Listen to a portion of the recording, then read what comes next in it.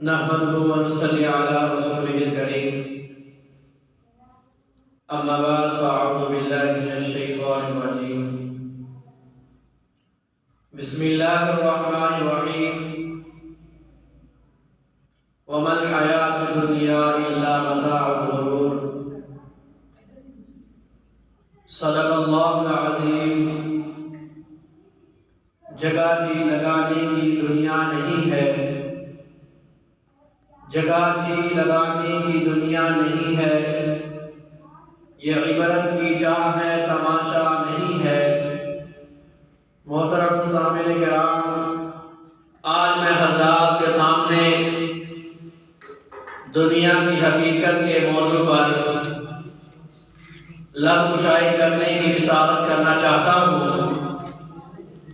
سامعین محترم، دنیا دار الفنا ہے، آخرت دار السرور ہے۔ دنیا دار العمل ہے، آخرت دار الجزا ہے۔ دنیا مچھر کا پر اور مکڑی کا جالا ہے، آخرت دل کا سکون اور آنکھوں کا اجالا ہے۔ دنیا سراب ہے، ڈھول ہے، آخرت انمول ہی انمول ہے۔ دنیا متاع قلیل ہے، آخرت عطا جلیل ہے۔ یہ دنیا بظاہر خوبصورت اور دلکش ہے، جو بھی اس کو محبت بھری نظروں سے دیکھتا ہے یہ دنیا کو اپنی محبت میں پرسا لیتی ہے، اور جیسے محبت و الفت بڑھتی جاتی ہے دنیا اس سے دور ہوتی جاتی ہے،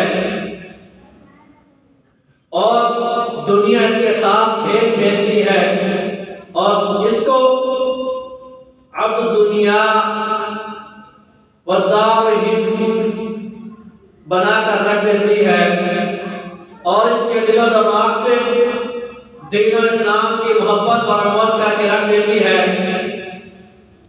رب کائنات نے ارشاد فرمایا وَمَا الْحَيَاةُ الدُّنْيَا إِلَّا مَتَاعُ الْغُرُورِ، اور اس کے دل کو یعنی دنیا کی یہ اجتماعی زندگی سراسر دھوکے کا سامان ہے،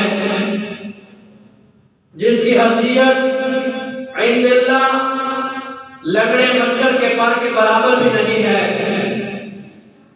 سامعین گرامی، دنیا تو دار امتحان ہے، اور آپ اللہ جانتے ہیں کہ امتحان حال میں ایک مخصوص وقت تک رہنا پڑتا ہے، اس کے بعد حال سے نکال دیا جاتا ہے۔ اگر حال میں آپ نے پرچہ ٹھیک اور درست حل کیا تو آپ کو کامیابی کا پروانہ ملتا ہے، اور اگر سے درست حل نہیں کیا تو ناکامی سے ہمکنار ہوتے ہیں۔ دنیا کی مثال بھی اسی طرح ہے، اگر اس میں ایمان آیا تو کامیابی کا پروانہ ملے گا، اگر دنیا کو بنایا ناکامی کا باعث بنے گا اور ناکامی آپ کا مقدر ہوگا۔